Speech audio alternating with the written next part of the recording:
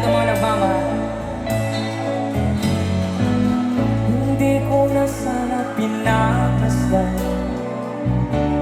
ang iyong ganda, at hindi na rin pinansin pa bawat ngiti mong may gayuma. Dahil sa